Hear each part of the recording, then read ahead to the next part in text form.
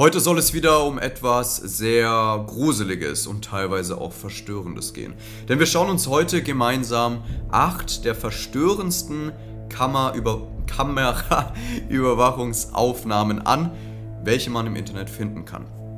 Ganz spezifisch Überwachungskameras, welche an Haustüren platziert sind. Ja, ihr wisst, in Amerika ist das gang und gäbe, dass du eine Überwachungskamera entweder an deiner Tür hast oder neben deiner Tür hast, um zu sehen, wer klingelt. Und um genau das soll es heute gehen. 8 der verstörendsten Kameraüberwachungsaufnahmen, welche vor Haustüren gemacht wurden.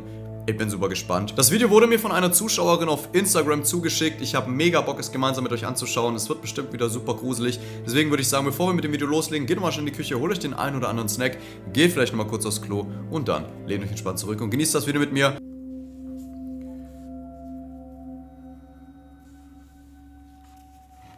Okay, ich bin gespannt. On November 30th, 2021, a Twitter user from Dallas reported that her doorbell camera had recorded a suspicious man standing outside of her apartment almost every night for an entire month.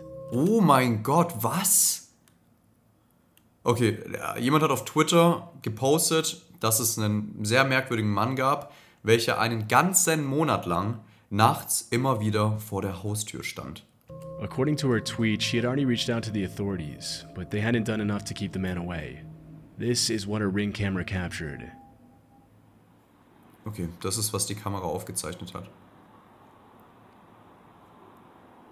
Okay, das ist wirklich creepy.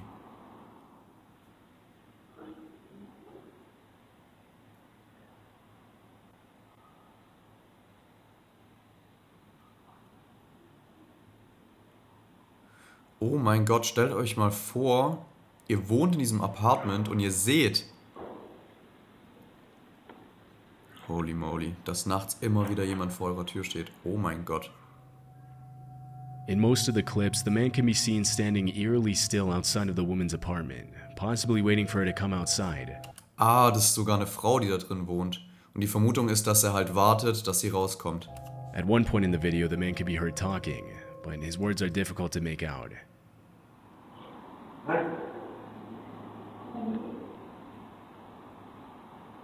Er redet irgendwas, aber man versteht es nicht.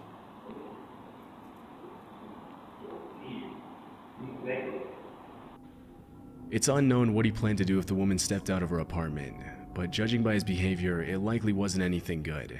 After the original upload, the disturbing video immediately went viral, with hundreds of people checking in on the woman to make sure she was safe. 2 days later, the woman posted an update on Twitter, in which she mentioned that her friends and family had confronted the man, and that security had been on the lookout for him. Many people who viewed the video urged the uploader not to let her guard down, and reminded her that the likelihood that the man would show up again was very high. But after the last tweet in December 2021, there haven't been any more updates, and the man's identity hasn't been publicly revealed. Oha, okay. Also es ist quasi so gewesen, dass sie dann irgendwann mal nochmal ein Update gepostet hat und gesagt hat, hey, weil das Video, was sie gepostet hat, ist übel viral gegangen, dass dann ja, Freunde, Familie und auch Security sich dann darum gekümmert haben, den Mann wegzuschicken. Die haben den auch konfrontiert. Aber es gab dann irgendwann nochmal ein Update und dann hat sie halt gesagt, ja, der wird höchstwahrscheinlich wiederkommen und seitdem gab es nie wieder ein Update. Ist das ein gutes oder ein schlechtes Zeichen? Hoffen wir mal für die Frau, dass es kein Update mehr gab, weil der Mann nicht mehr gekommen ist. This clip was captured in November 2019 in Harriet Creek Ranch, Texas. It was later uploaded to TikTok and Facebook. The footage shows a little girl holding a flashlight and knocking on the door of an unoccupied house in the middle of the night. Okay, irgendein junges Mädchen mit einer Taschenlampe, die an der Haustür geklingelt hat. Mal gucken, was passiert ist. Sie sieht irgendwie verängstigt aus. Help, please. Was zum Teufel?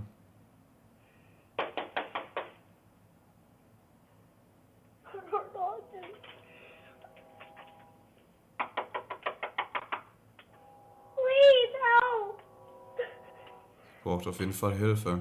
The girl is obviously scared, but because nobody else can be seen on the camera, it's hard to tell who or what she was running from. As she continues to knock and beg for help, she looks over her shoulder several times, but the footage ends abruptly, leaving many questions unanswered. Shortly after it was recorded, the video was made public and police were notified of the incident, but from what I was able to find, the girl was never identified. Also wir wissen nicht wirklich was über das Video. Ist danach, es hört abrupt auf und das Mädchen wurde nie gefunden, beziehungsweise man weiß keine Identität. Some think that she was being used as bait to get the homeowners to open the door, and several people commented on Facebook and TikTok that they could clearly see a man hiding in the shadows behind the girl. But it was never confirmed whether that's what was happening or if the little girl was actually in danger and genuinely asking for help. Oh mein Gott, das ist halt hart gruselig, weil das ist genau dasselbe, was ich gerade gedacht habe. Was ist, wenn dieses Mädchen nur so eine Attrappe war und irgendjemand anderes dahinter gesteckt hat und das Mädchen vorgeschickt hat, damit man die Tür aufmacht, damit dann jemand anderes reinkommen kann? Was, wenn das Mädchen wirklich keine Hilfe gebraucht hat? Anscheinend hieß es, dass man im Hintergrund einen Mann sehen kann. Das haben anscheinend Leute auf TikTok geschrieben. Sehe ich jetzt nicht. Weiß nicht, vielleicht ist das hier gemeint? Oder hier irgendwo? I don't know. Aber man soll anscheinend einen Mann im Hintergrund sehen. Weswegen die Leute gesagt haben, es kann sehr gut sein, dass man das Mädchen vorgeschickt hat, damit jemand die Tür aufmacht und dann, ja. Another theory that surfaced is that the girl in the video might have been the same girl from a missing person case in South Dakota. In February 2019, a 9-year-old girl named Serenity Denard ran away from a youth home in Black Hills and was allegedly seen in Justin, Texas a few days before the video was recorded. The fact that the little girl knocked on the door of an unoccupied house shows that she clearly didn't live in the area. Otherwise, she would have known nobody was there, which makes this theory a possibility. Although there's definitely a resemblance between the girl in the video and Serenity, police didn't confirm whether the video and the missing person case were related. Unfortunately, not a lot of official information on this footage has been made public, and we'll likely never know what ended up happening to the little girl. Oha, das ist halt auch eine Theorie, dass sie eventuell es gibt nämlich ein Mädchen, was als vermisst gilt, und die Theorie ist, dass sie das vielleicht ist, weil anscheinend in dem Haus niemand gelebt hat und das halt dann Sinn machen würde, weil sie dann halt nicht wüsste, ob irgendwo jemand lebt oder nicht, weil sie halt nicht von dort ist. Who knows? Spannend bis jetzt, übel gut. In this disturbing Ring camera footage from 2021, a woman in a hoodie can be seen approaching the front door of a house in the middle of the night. Behind her, a man wearing a face mask and a lanyard stands on the steps as she rings the doorbell. Oh ja.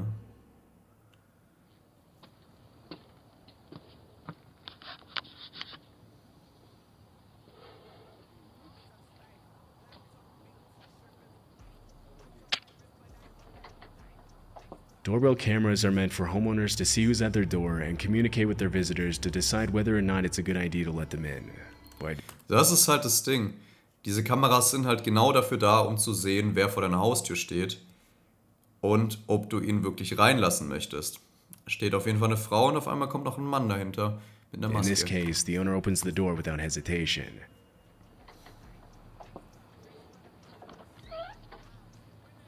Hello, do y'all have a phone I can use? My car broke down, and y'all's the only one that got a light on. We don't. You don't? Sorry. Oh!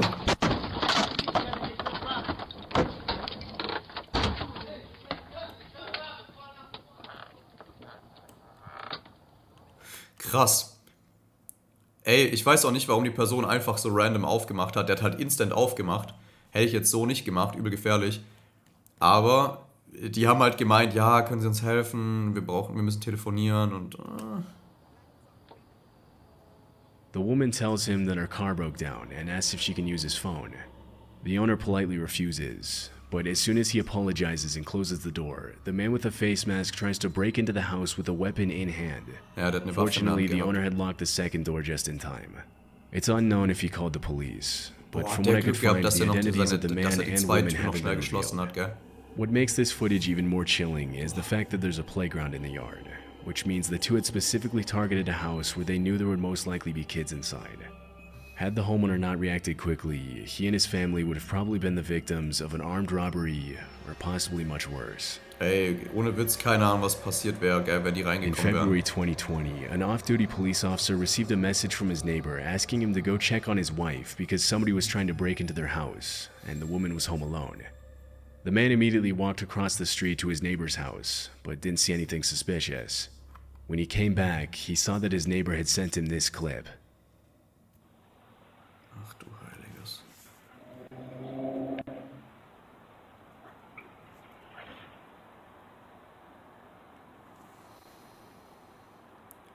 Junge, Amerika ist so crazy. Ohne Witz. Das ist so insane.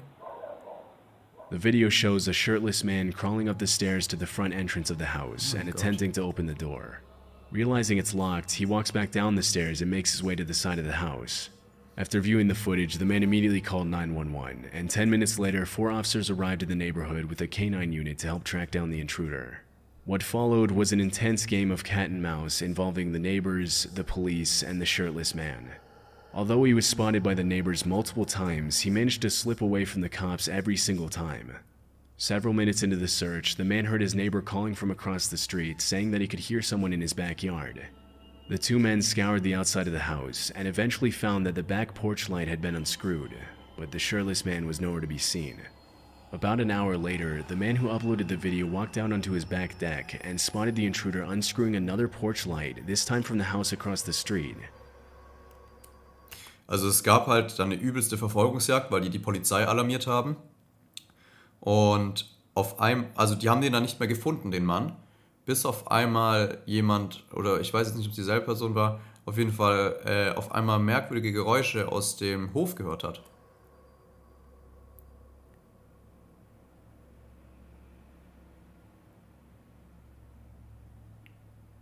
Das ist der, gell? Der hat das Licht abgebaut. With weapon in hand, the man intercepted the intruder and ordered him to get on the ground, but the shirtless man took off running and ended up sneaking into the crawl space of a nearby house. The uploader waited until the police arrived, and after he was ordered out of the crawl space, the intruder was charged with 2 counts of aggravated burglary, trespassing, public intoxication, and disorderly conduct. Junge, was? Es kam dann zu einem Handgemenge mit dem Nachbar, dann ist der Typ abgehauen, hat sich versteckt. Also da gibt's so, in den Häusern Amerikas ist es halt übel oft so, dass du dich unter den Häusern verstecken kannst oder unter die Häuser passt. Der hat sich dann dort versteckt und die Polizei hat ihn dann festgenommen. The subject was under the influence of hard drugs and had an outstanding warrant for failing to appear in court for another open case of burglary from earlier that same year. Im Spiel. It's unclear if he was convicted of all the charges against him, but considering his criminal history, it's more than likely that he's still serving time today. Krass. Ey, ohne Witz, Finger weg von This footage was captured at 4:30 a.m. on April 29th, 2023. Okay, um 4:30 Uhr am Morgen wurde diese Kameraaufnahme gemacht. It happened in El Paso, Texas. The video shows a young woman running up to the front door of a house and ringing the doorbell. Although nobody else can be seen in the frame, terrified, she looks over her shoulder multiple times as if she was being followed. Okay, es sieht auf jeden Fall aus, als würde man sie verfolgen. Ich bin gespannt, was die Geschichte dahinter ist.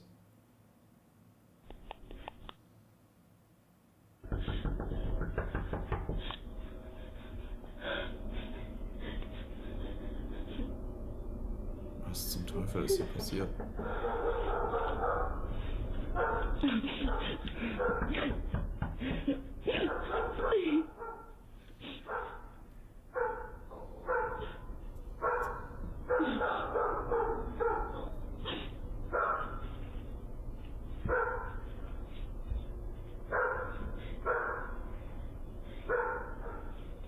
Das ist creepy.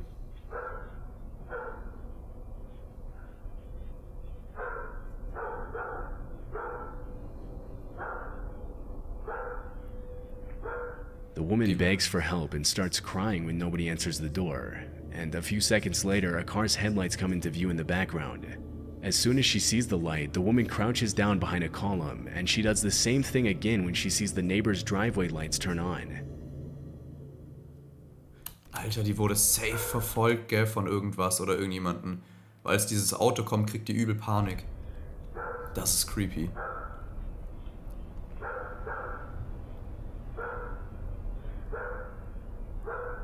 Ja, Mann. Boah, ich hoffe, dass es ihr After a gut geht. few minutes of waiting, a car's headlights illuminate the driveway, and the woman walks down the steps towards it. It's possible that she got in the car, but this wasn't caught on the Ring camera.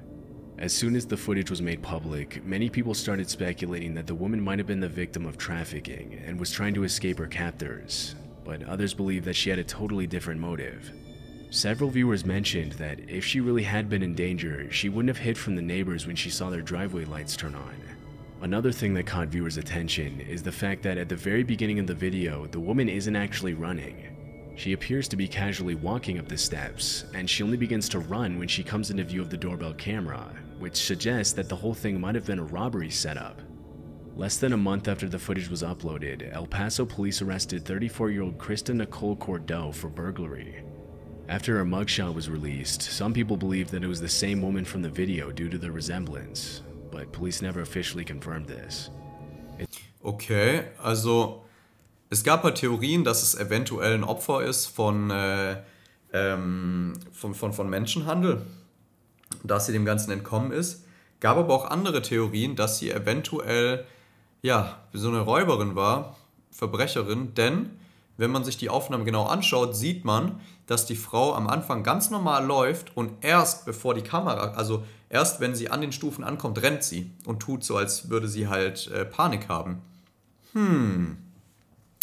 Später wurde dann eine Frau festgenommen und man vermutet, dass es dieselbe sein könnte. Man weiß es nicht. Auf jeden Fall wurde die Frau festgenommen wegen Einbruch, Diebstahl. Who knows? Vielleicht ist es die gleiche. In 2022, a Reddit user uploaded this disturbing Ring camera footage with the caption, "Zombies want your brain." The video shows a young man in a bandana covered in what appears to be dirt or blood, repeatedly slamming himself into the front door of a house. Das wurde auf Reddit gepostet.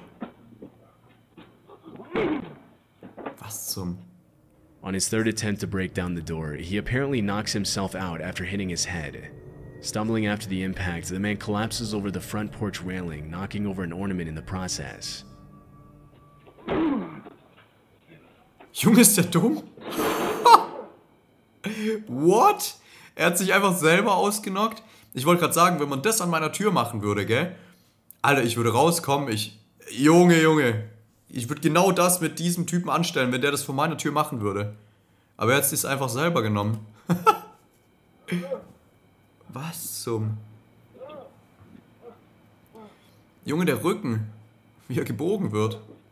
Also da sind definitiv sehr, sehr viele Drogen im Spiel. Kannst du mir sagen, was du willst. Das ist ja insane. Junge, wie er da liegt. He in pain as he flails his arms and raises his legs, seemingly trying to get back on his feet. But the video ends before we can see what happened next. After the footage was uploaded, many viewers commented that the man was probably under the influence of hard drugs, which would explain his uncoordinated movements and violent behavior. Ey, wenn Other users suggest ich that he so might have had a rausgucke und ich sehe seizure so, wie after der da hitting so his head on hängt, the door. ich hätte seine Füße But so because the genommen, video was uploaded with dass no er so context weggeht or von meiner Veranda. Ich hätte ihn so explanation, drüber it's geworfen. So, impossible to confirm what actually verschwinde. happened. Du mieser After Typ. that night, the homeowner never saw the man again. Ja, der Mann war auf jeden Fall nie wieder auf. Also er kam nie wieder. Also so. On July 24th, 2021, a woman named Caitlin Curtis took her baby to the park across the street from her house in Arizona. After sitting down on the bench next to a fountain, a scruffy-looking man suddenly approached her, sat on the bench next to her, and asked her if she wanted to buy his drawings. According to Caitlin, the drawings looked like they had been drawn by a little kid, or by someone with no artistic talent. After politely refusing to buy the drawings, she got up and left the park with her baby in the stroller. Ich erzähle euch gleich. As she was leaving, she saw the man get into the passenger seat of a suspicious-looking truck at the other end of the park, which then circled around her several times as she made her way back home. Afraid that she was being followed, Caitlin took a different route back to her house and entered through the back door so that the men in the truck wouldn't know where she lived. 3 days later, when Caitlin was out of town, her doorbell camera captured the same man walking up to the front door of her house and ringing the doorbell at 3 in the morning. Oh mein Gott, ist das gruselig. Ich schwöre euch, ich krieg Gänsehaut bei sowas. Also, eine Frau war mit ihrem Kind auf dem Spielplatz und hat dann so gechillt und dann ist so ein Mann gekommen und hat sich da neben sie gesetzt, war so ein bisschen aufdringlich, hat so gefragt, ob sie seine Bilder kaufen möchte. Er hat nämlich was gezeichnet. Anscheinend sahen diese Bilder so aus, als hätte das ein Kind gezeichnet und nicht er selbst. Und ja, die ist dann irgendwann weggegangen und so. Und hat dann bemerkt, dass der Mann in so einen komischen Truck gestiegen ist und immer wieder so um sie rumgefahren ist und sie beobachtet hat. Dann hat sie beschlossen, irgendwann zu gehen mit ihrem Kind und die sind dann über einen anderen Weg nach Hause, über die Hintertür rein. Und einige Zeit später war sie nicht zu Hause, bekam aber die Nachricht, dass jemand vor ihrer Tür ist, hat sich dann die Kameraaufnahmen angeschaut und es war genau dieser Mann, welchen sie an jenem Tag am Spielplatz gesehen hat. Schauen wir es uns an.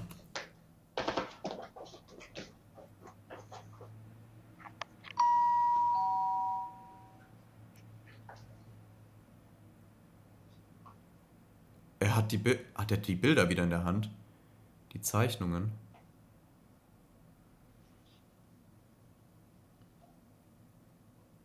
Oder was ist das? Das ist wirklich creepy, no joke. Das ist gruselig. Das ist wirklich gruselig. Das Gute ist, dass sie nicht zu Hause war.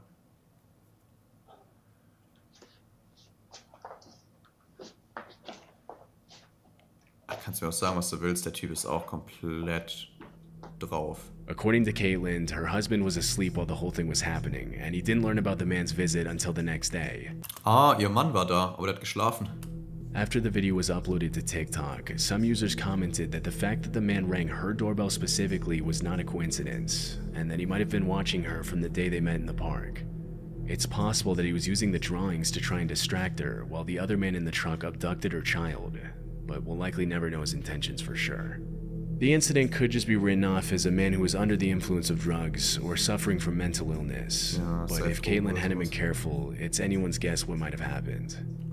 Es gibt auch die Theorie, dass in dem Truck noch jemand anderes saß und der Mann mit den Bildern nur die Frau ablenken sollte und der andere, der im Truck saß, das Kind klaut. Nobody knows, aber das sind halt viele Fortunately, the man Theorien. never came back, and neither Caitlin nor her family had seen him again. Aber man hat den Mann nach diesem Abend nie wieder In gesehen. October 2021, Reddit user Protomancer uploaded this footage of a man crawling and slithering through his neighbor's yard in the middle of the night. Okay, das wurde auf Reddit gepostet, dieses Video.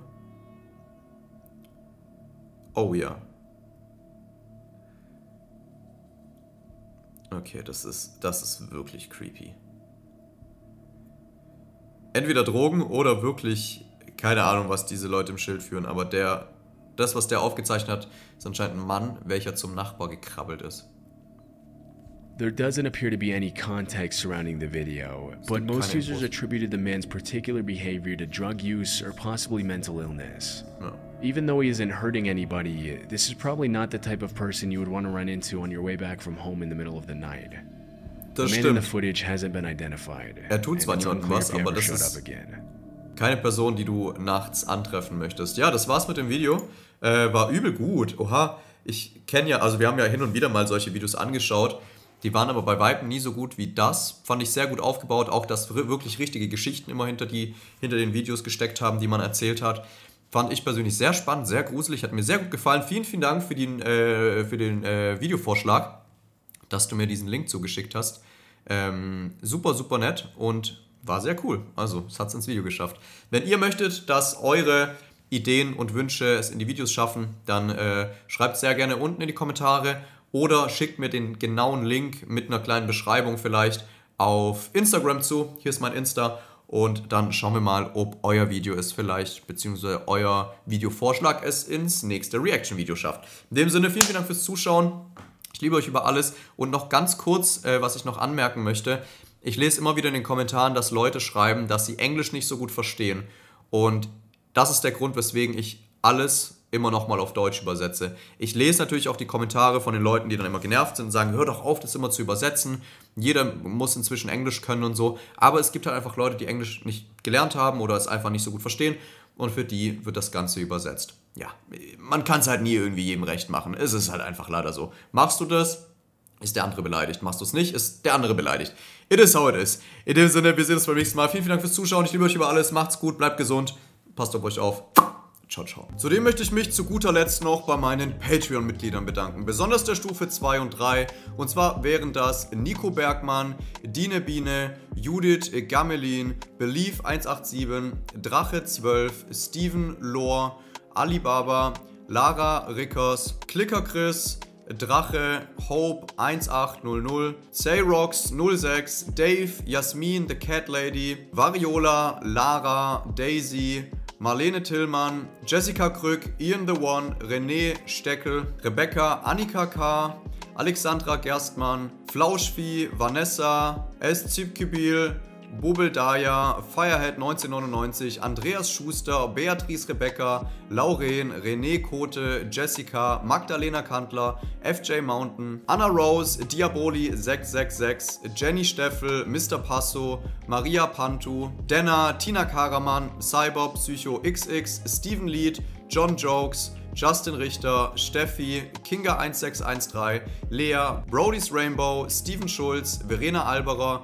Rexy TV, Alina Eisentraut, Chiyoko Vanni, Totti Botti, Mira Jane, Pyrojan95, Khalid, Kai, Dapassi, Sandy Yuki, Fate Chiara, Lea Tabea, Mike Luzin, Patrick und Jenny 2017, Mitch, Juna Daluna, Strubbelhaar, Kim S. und Mandy172. An dieser Stelle wieder vielen, vielen Dank für euren Support.